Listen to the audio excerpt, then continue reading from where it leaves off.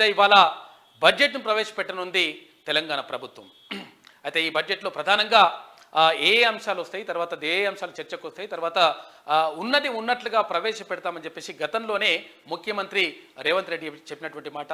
అయితే ఉన్నది ఉన్నట్లుగా అంటే ఇక్కడ ఏవో ఆడంబరాలు చూపించేసి తర్వాత అట్లట్లే చేసేసి లాస్ట్కి వస్తే చివరికి వస్తే ఒకటి చెప్పడం కాదు, 100% ఎట్లా ఉందో అదే బడ్జెట్ను ప్రవేశపెడతామని చెప్పేసి ముఖ్యమంత్రి ప్రకటించారు.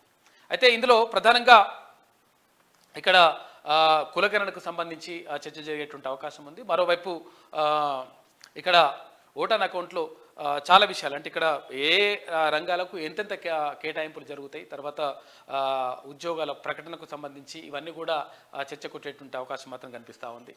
అయితే మేడిగడ్డ మరి కుంగడం పైన, మేడిగడ్డ మొత్తం కూడా దసకడం పైన, దీనిపైన కూడా అక్కడ ఎలాంటి కూడా ఒక ప్రకటన చేసింది. అయితే మేము ముందే చెప్పినాం ఇవన్నీ కూడా కుంగుతూ ఉంది, ఇదంతా కూడా అట్లా జరుగుతూ ఉంది అని చెప్పేసి 2019లోనే చెప్పినాం. అయినా కానీ ప్రభుత్వం పట్టించుకోలేదు. 2020లో కూడా చెప్పినాం, 2023లో కూడా మేము లేఖ రాసినటువంటి మాటను వాళ్ళు చెప్తా ఉన్నారు. అయితే అది చెప్పినా కానీ పట్టించుకోకుండా ఇష్టం వచ్చినట్టుగా మరి జేబులకు పైసలు వస్తుందని చెప్పేసి తర్వాత కాక కాందని అనుకుందంట. అనుకుని ఇదంతా కూడా కార్యక్రమం చేసింది.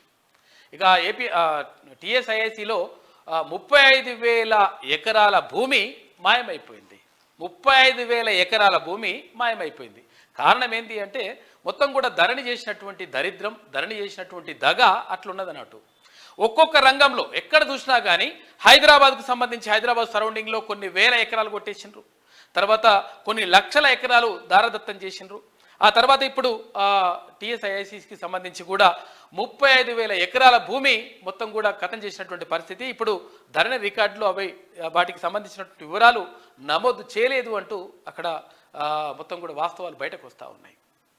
అందుకని చెప్పి ఇక ఇవన్నీ కూడా కప్పిపుచ్చుకోవడానికి, కాళేశ్వరం కథ కప్పిపుచ్చుకోవడానికి, వీటన్నిటిని పక్కదారి పట్టించడానికే ఈ కొత్త డ్రామాలు, తర్వాత కృష్ణా వాటర్, కృష్ణాకు మన వాటా ఏంది, కథ ఏంది అని చెప్పేసి ఈ ముందుకు వస్తూ ఉన్నారని చెప్పేసి ఇక్కడ మంత్రులు అంటూ ఉన్నారు.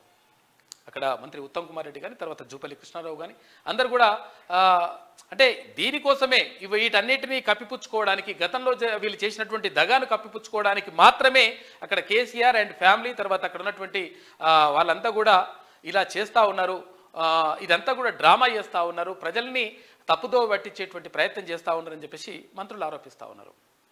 ఇక ఇవాళ బడ్జెట్లో ప్రధానంగా ఏ అంశాలు చర్చకు వస్తాయి, తర్వాత అంటే ఇవాళ బడ్జెట్ అంటే